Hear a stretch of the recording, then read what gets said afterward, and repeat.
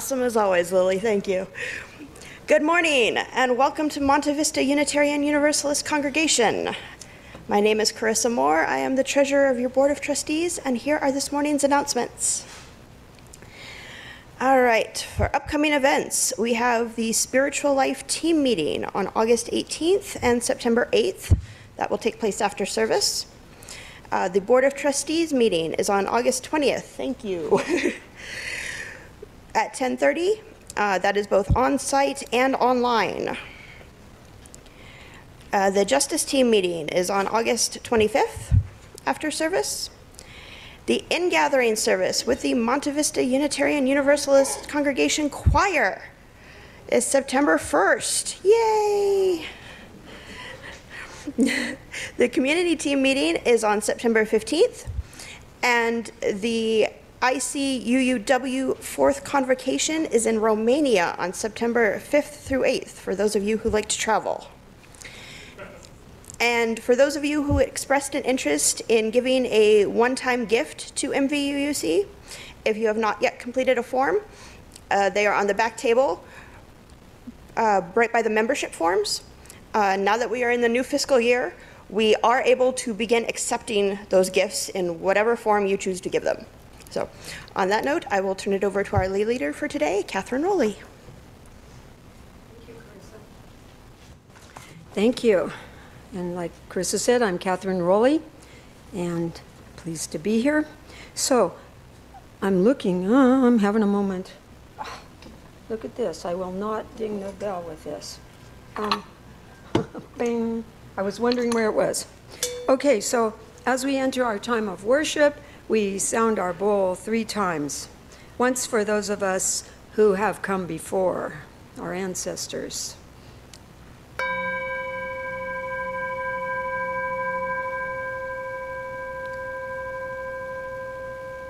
Once for those of us here and now.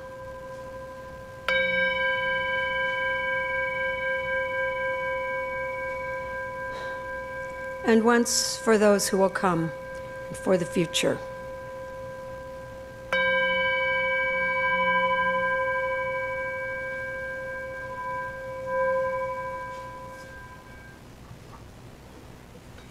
Our opening words.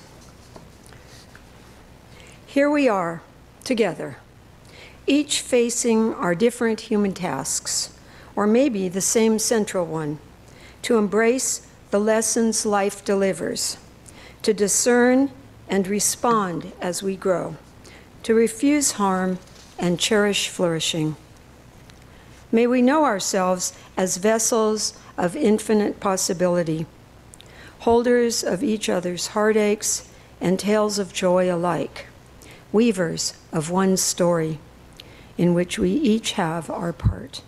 And our opening song is Guide My Feet.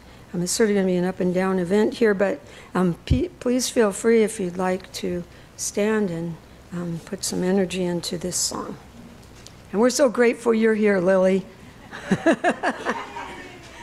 we had a cappella Sunday suddenly, last Sunday.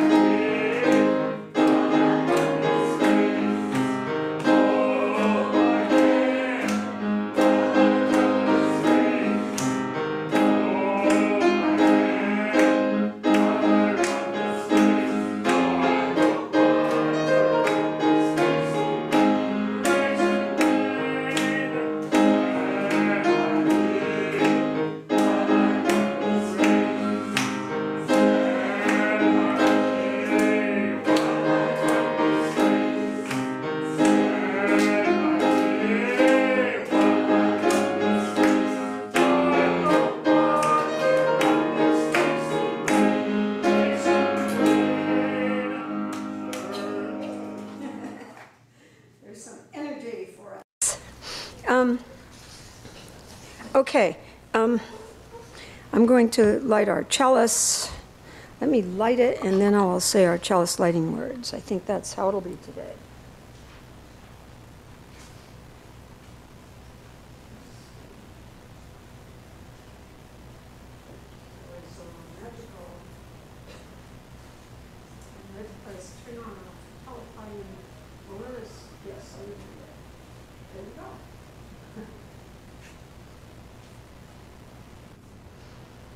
And our words: flame, friend of our most ancient ancestors, we kindle you now to make you visible in this time. Yet, in truth, you burn always, in the unique worth of each person, in the imagination, in the turning of the heart to sorrow or to joy, in the call to hope, in the call to justice. Burn bright before us, burn bright within us. And now we usually stand for this, but if, yeah, come on, let's go. We're going to speak our covenant, and then we'll sing Spirit of Life, first in English and then in Spanish. Okay. We affirm that love is the greatest purpose of this congregation. The search for truth is our constant star, and service is our prayer. We pledge our hearts, minds, and hands to challenge injustice with courage, to find hope in times of fear, and to live out our Unitarian Universalist values every day as beloved community. Thus do we covenant with each other, all of in life. And all that is sacred in life. Okay, and then to sing. Okay, here we go.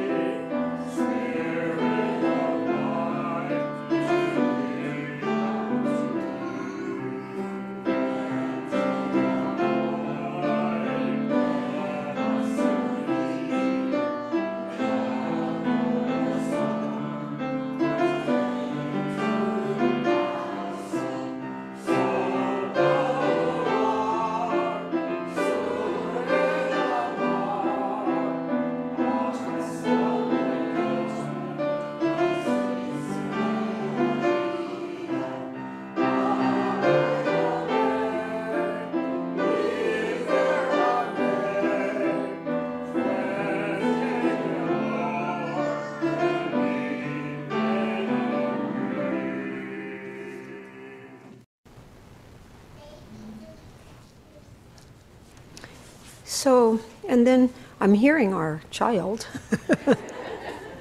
So it's time to sing our child, to their classes. So let's sing our little song and come up and get the chalice.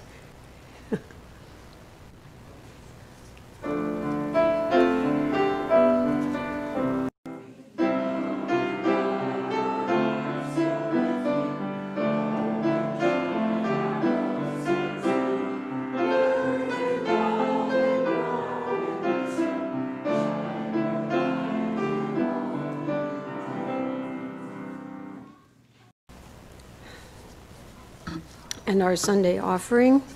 Your generosity supports and sustains this beloved congregation and our chosen community organizations.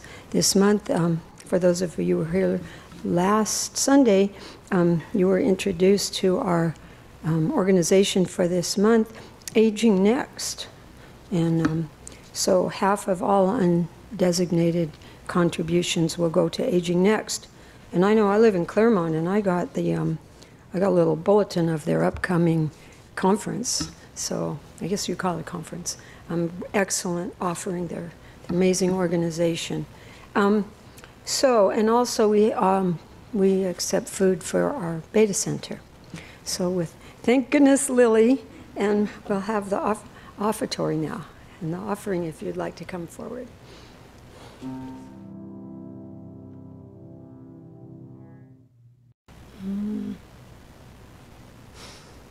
Thank you, Lily. Wow, very nice. We're all just like in the bliss. Okay, we have a number of, well, not a number, we have 4 here and there's one online, I hear, different joys and concerns that were expressed in our basket. This is why I got my glasses.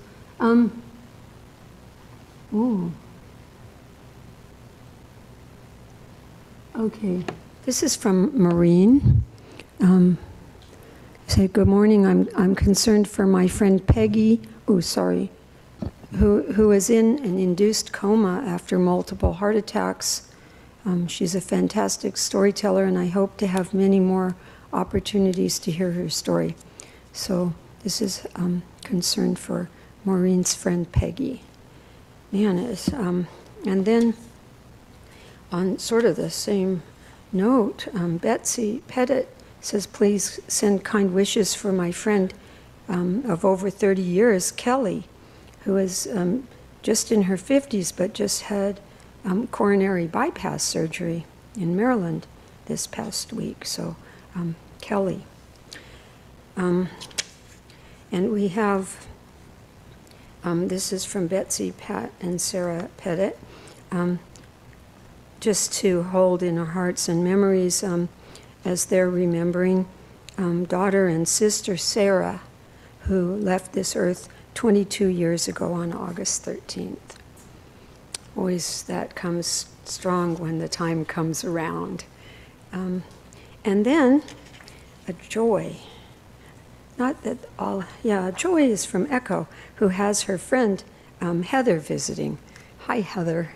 And she's a longtime friend, and she's from Arizona. So welcome, and what a happy thing to be with a friend. So let us take some moments together just to share quiet meditation and prayer.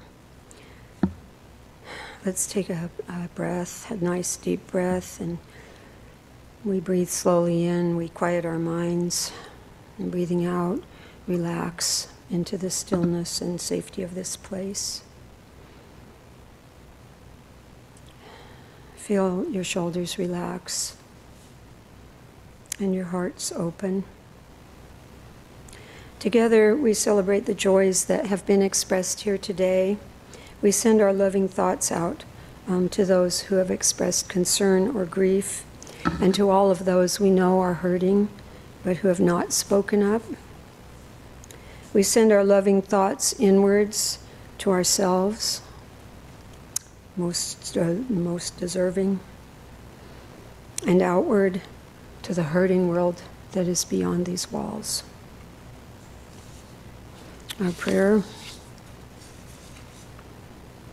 Spirit of life, help us to be present with all that is in our life, both our deepest sorrows and our greatest joys, so that we can truly live, engaging fully in our own life and in our community. Spirit of community, help us know how linked we are, how each one of our cares touches us all. Help us to ask for support when we are in need and to offer our support to others when we are able, so that we may rest in the solace of one another's love. Spirit of love, help us to love our neighbors as we love ourselves, so that we might fully embody love and resist hatred. Spirit of resistance, help us to stick up for what is right, even when we are tired or afraid. Help us to dream of the world as it should be, and act to bring that world about. Help us to find hope each day. Spirit of hope, help us through this day and each day. Help us to be present for all that is in our lives. For this we pray. Amen. Blessed be.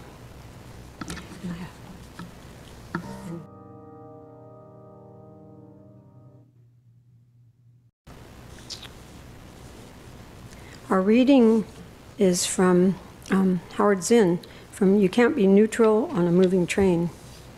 It's very short. To be hopeful in bad times is not just foolishly romantic. It is based on the fact that human history is a history not only of cruelty, but also of compassion, sacrifice, courage, and kindness. What we choose to emphasize in this complex history will determine our lives. If we see only the worst, it destroys our capacity to do something.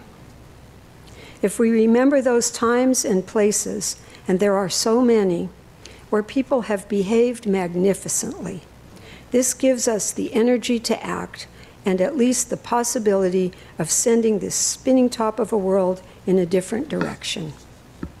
And if we do act, in however small a way, we don't have to wait for some grand utopian future. The future is an infinite succession of presents. And to live now, as we think human beings should live, in defiance of all that is bad around us, it in itself is a marvelous victory. And I will be honored right now to introduce our speaker, who's been with us before. And I'm so glad we're recording this because there are some people who really want to hear you who aren't here today due to many things, probably this last full summer weekend for a lot. And, Jean Boutilier, is that good? Boutilier is a Pilgrim Place resident. He's spoken with us once before. He's 86 and a current president of the Inland Abundant Housing, which is a new initiative by Housing and Homeless Collaborative of Claremont, also known as Housing Claremont. There's their sign. You may have seen it. As a community developer and organizer, ecumenical council executive, United Church of Christ clergy, and government manager, Jean has had the privilege of working with the great social justice movements and campaigns of our era, including struggles against endless wars, poverty, hunger, homelessness, farm labor exploitation, racism, and hostile legislation against women, immigrants, clean energy workers, and GLBTQ humans. That's a lot. You should check him out online. He's an amazing human, and we're really blessed to have him with us today.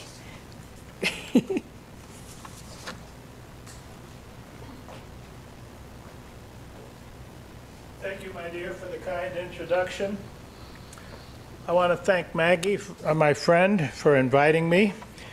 She's now a member of the board of Inland Abundant Housing, and we're very grateful for her joining our group. I want to thank Catherine for welcoming me and Lily for inspiring me. As an old person, I'm being given the advice to use it or lose it. The phrase comes from the health and fitness world, applied to your brains and your heart and your lungs and your muscles. They atrophy if they're not exercised. The same thing is certainly true this year, applied to the right to freely vote in the democracy where all votes matter. Use it or lose it. It also applies to what this congregation and all congregations do with their communal assets, their resources of time and money and wisdom and space, and yes, in the long run, our property. If I were speaking to a congregation where all sermons had to be rooted and grounded in Christian and Hebrew scripture, and I know that that's not what I'm doing today, I would make sure this sermon included words from Jesus like, "By their deeds you will know them." You'll be able to tell who's authentic in their witness by their behavior, like you judge trees by their fruit. The scriptures inspire us to emphasize the same thing your covenant inspires: compassion and charity, kindness and altruism, tangible expressions of the love and obedience to the will of the Holy One, gratitude for all our blessings. There's a New Testament lesson attributed to James in the Inclusive Bible translation that reads like this: "My sisters and brothers, what good is it to profess faith without practicing it? Such faith has no power. If you are in need of clothes and you have no food to live on, and one of you says to them, 'Goodbye, good luck, stay warm, stay well fed,' without giving them the bare necessities of life, then what good is this? So it is with faith. If good deeds don't go with faith, it is dead. Be assured then that faith without works is as dead as a body without a spirit." Speaking of dead, Barbara, my wife, and I just got back from a long cross-country train and car trip to visit the 5 great-grandchildren and their families. As we drove long farm roads and small villages in the Catskills of New York and the mountains of Vermont, we saw more than a dozen dead church buildings, some boarded up, some falling apart, their identity signs removed. Researchers at the United Church of Christ Center for Analytics, Research, and Development say that about 75 American congregations of various traditions end their existence every week, from shrinking memberships, aging buildings, aging congregations. Some share their space with rentals, where they cut staffing to part-time. Some get financial stability in other ways. Others fail. In the 2024 new book, Gone for Good, Negotiating the Coming Wave of Church Property Transition, editor Mark Ellison describes transition solutions to avoid dead churches, including building affordable housing, creating business incubators, expanding church food pantries into full-service grocery co-ops, building healthcare facilities or daycare, coffee shops or produce farms. Hundreds of churches, thousands, have found creative, even radical paths to a different and successful future. I greatly admire your Montessori school. I remember gawking in amazement the first time I saw the Arlington, Virginia United Methodist Church, whose street level is a commercial gas station. And then above the gas station and the pumps that look just like any other gas station are the church offices, and then a whole bunch of housing, Sunday school rooms, meeting space up above. Maybe Our Lady of Exxon would be the title for the church. For years, my home church was First Congregational Church in Washington, D.C. After years of debate, we demolished our entire building, replaced it with a huge residential high-rise with the church's spaces plus community action spaces down below. This is not new. My grandmother's home church for many years, Broadway Congregational, had first-floor office space and church space and residential units up above. Lots of congregations have turned their former Sunday school classrooms into public or charter schools or community child development centers like you have. Serving the community, the wider community, whether or not it increases our income, whether or not it increases the numbers on Sunday, is not new for churches and congregations of almost all the other faith traditions, including this one. We've all pioneered human and social services. Sometimes government comes along when a project has been successful and builds it up to scale. But the pioneering work has almost always in history been done by congregations. All sorts of religious traditions, not just progressive ones. It makes sense for a spiritually motivated group of people to serve the world around them. So think about it.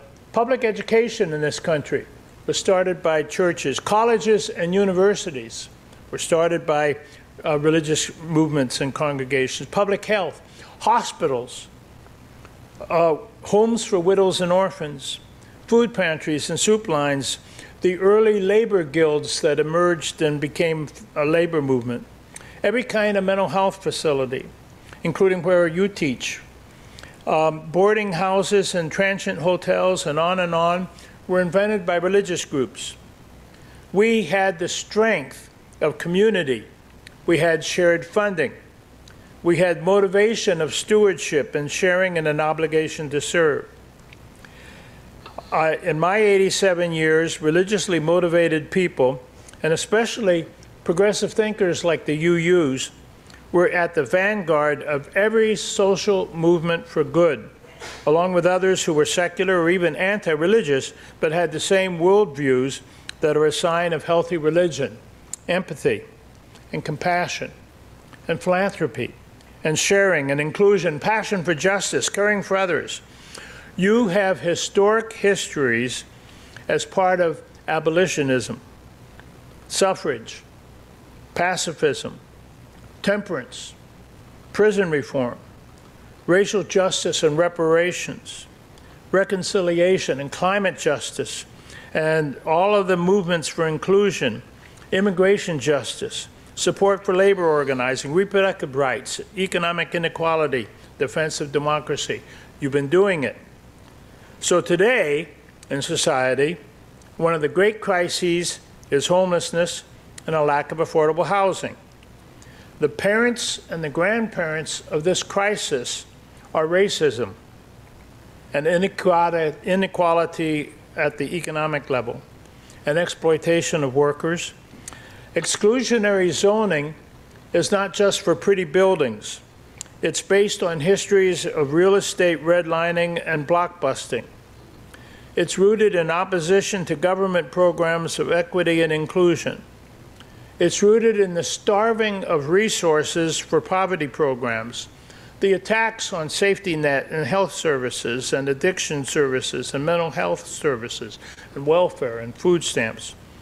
It's also our shared religious history to fight against those evils. Any honest person who does the research does not blame the victims for their plight. The leading causes of most homelessness are societal and involve the lack of access to affordable housing rather than primarily a moral personal failing or a lifestyle choice of irresponsibility. Barbara and I, like you, have beloved close family members with years of homelessness from addictions and health problems.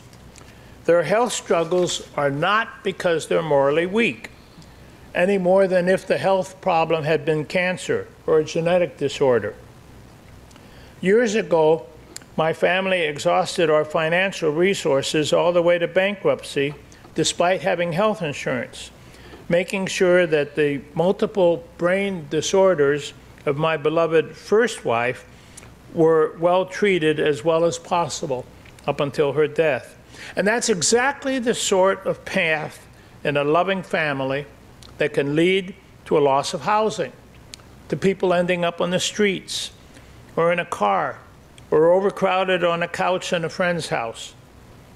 We had one foot in the middle class, the other foot was on a banana peel, despite all our education and our privilege and our connections. So think of the others who did not have those connections and who went through the kind of health crisis that we did. Aha! So on the one hand, congregations with poorly used property in very desirable locations. On the other hand, a critical need for society to do something, a match made in heaven. But for years, regressive local forces, led in part by the real estate industry, have blocked most affordable multifamily projects. We've had a long, long struggle for decades with NIMBY. The politics, NIMBY, not in my backyard, the politics of resistance and exclusion, often saying, of course we help those people. We believe in helping those people. Why? I helped serve dinner on Thanksgiving at the mission. Of course we think they should be helped, but this is the wrong location. Or the politics that trains people to turn off compassion and empathy and says, I've got mine, but I can't risk caring about you. The politics of fear and abuse, bullying and scapegoating, those others who are not like us. They're going to take away my safety and my security and my privilege.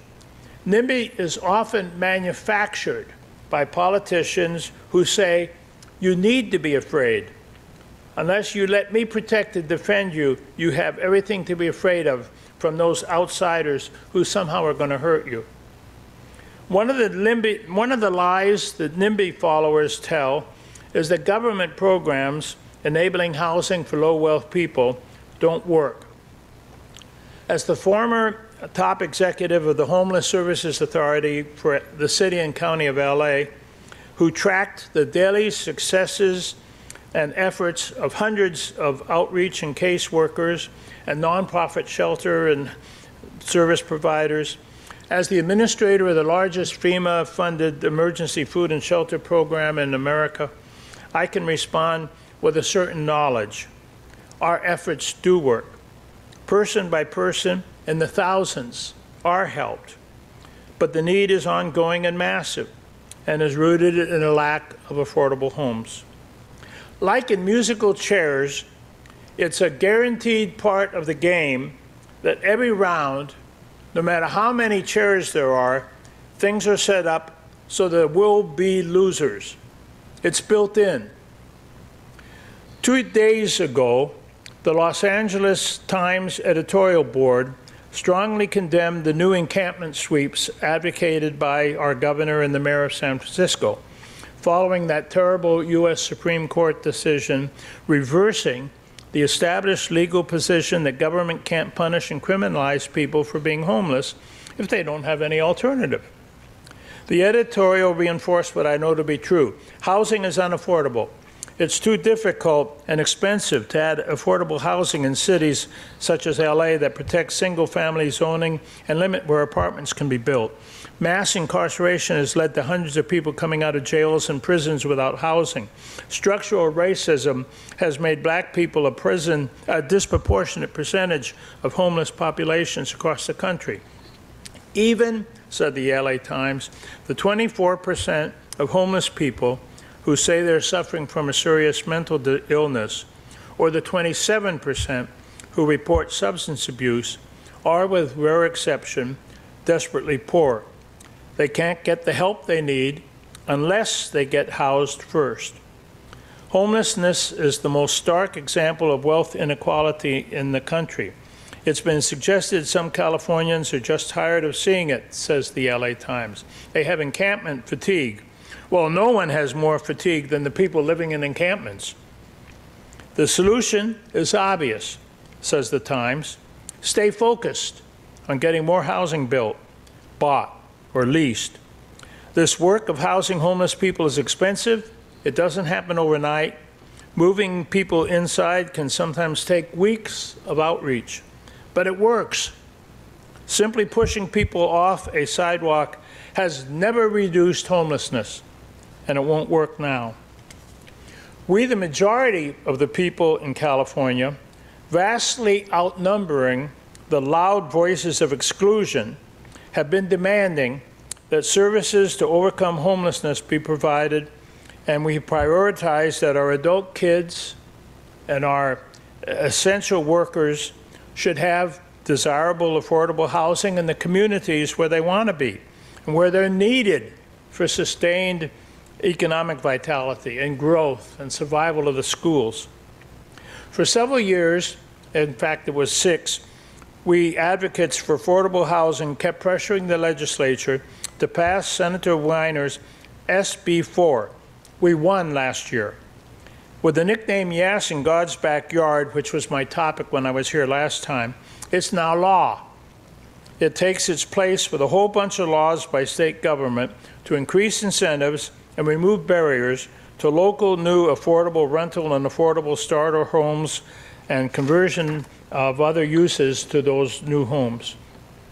Other state laws require local counties and cities to plan for adding a share of new homes to their community, and over the last decade have gradually made those requirements enforceable with a new enforcement unit in the Department of Justice. Here's what SB 4 does. It requires local government to approve, regardless of zoning restrictions, applications by a qualified developer for 100% affordable housing on land owned by a religious institution or a nonprofit college or university. At least 80% of the units must be deed restricted to be affordable to lower income households for 55 years or more. 20% can be moderate income, 5% can be staff of the institution. There can be non-commercial community, educational, social, and recreational spaces, even if it's a single-family residential zone. There can be extra stories above what's usually allowed. There could be less parking. There could be more density per acre up to specific limits. The Environmental Quality Act and imposing special local building design requirements invented by a single council member cannot be used by opponents to kill the project. Hearing and design reviews by local government are time limited. The criteria must be objective and not designed to kill the project. Prevailing wages must be paid. Some of your close neighbor congregations are in various stages of making this happen with a new SB 4 project right now, including Claremont St. Ambrose Episcopal and Claremont United Methodist. Part of the appeal of using church-based land is that it's often, like this one, in very desirable locations that would benefit the low-wealth tenants of the future with a chance to be near good schools and good shopping and parks and transportation. So often in the past, when the rare affordable housing got built, it got stuffed into the worst places to live. Here we're talking about opportunities for really good places to live. There must be pro-housing financial subsidies and tax credits and construction loans. Campaigns like the one we just won in May, in March, just barely, Prop 1, not always successful, have attempted to provide funding. There's a big LA County one on the ballot in November if you are a LA County voter.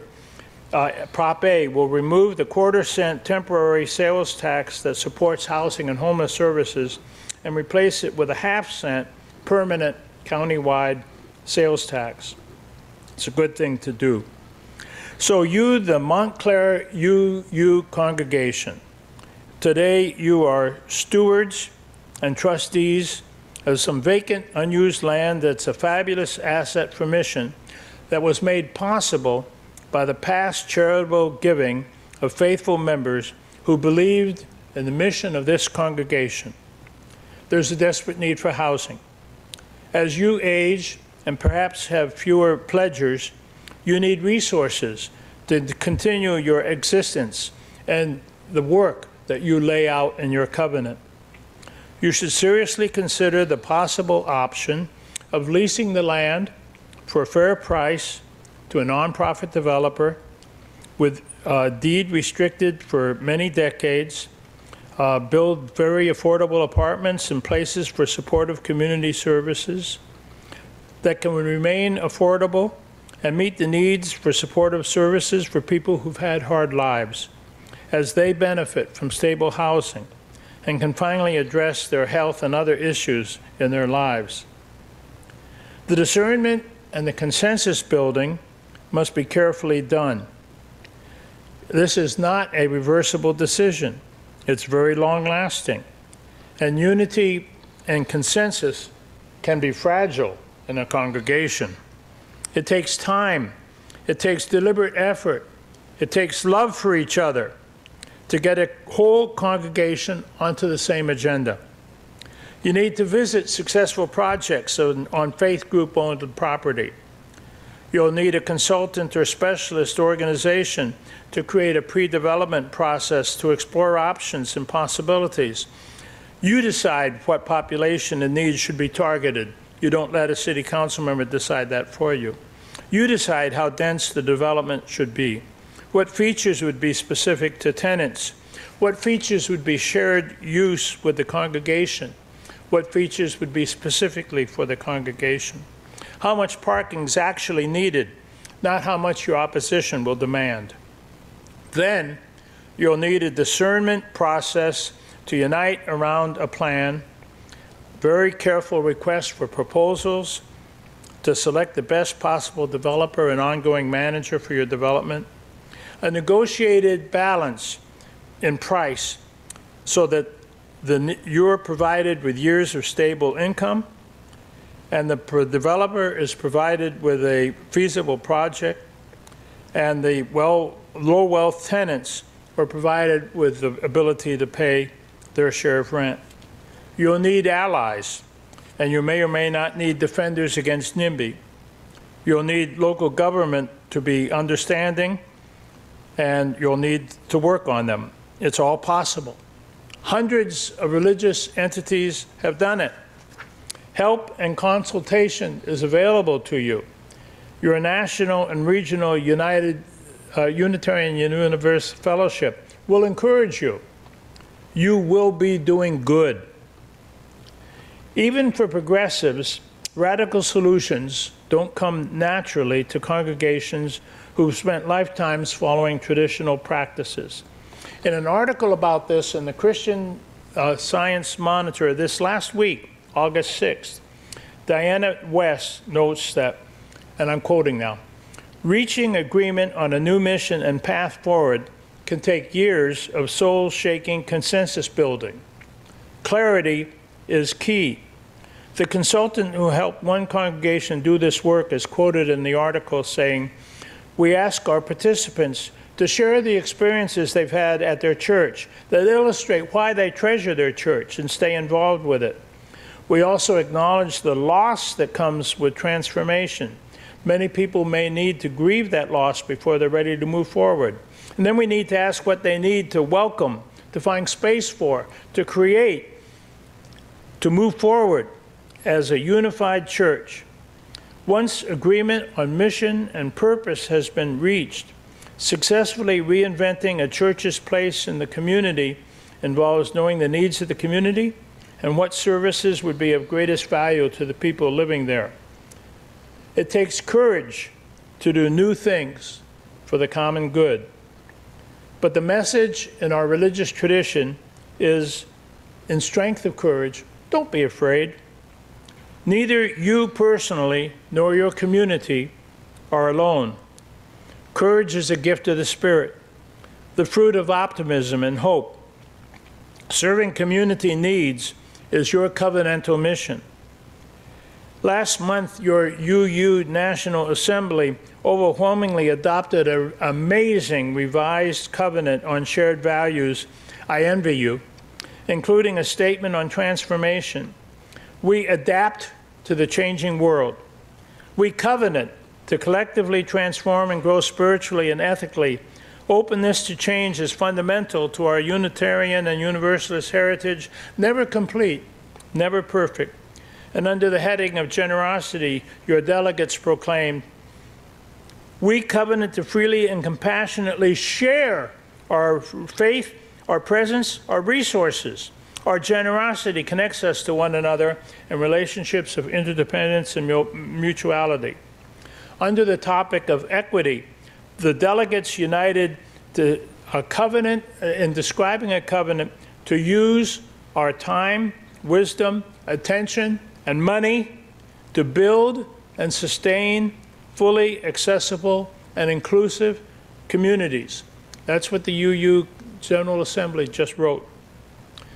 They proclaimed the imperative to care for those most at risk, especially due to systems of injustice, systems that imperil the basic human right to experience freedom from discrimination in all areas, including health care and education and housing and employment and creative expression. So now, may the creative Holy One guide this congregation to unite in undertaking a brave redevelopment which helps Upland, Montclair, all of California, Claremont, this region, meet our obligations, which serves neighbors in critical need of opportunity for a better life, which fulfills your duties as stewards of an asset intended to do good, and which brings financial resource for years to come to perpetuate your urgently needed, progressive, pluralistic, inclusive ministry. Use it or lose it. You can do it.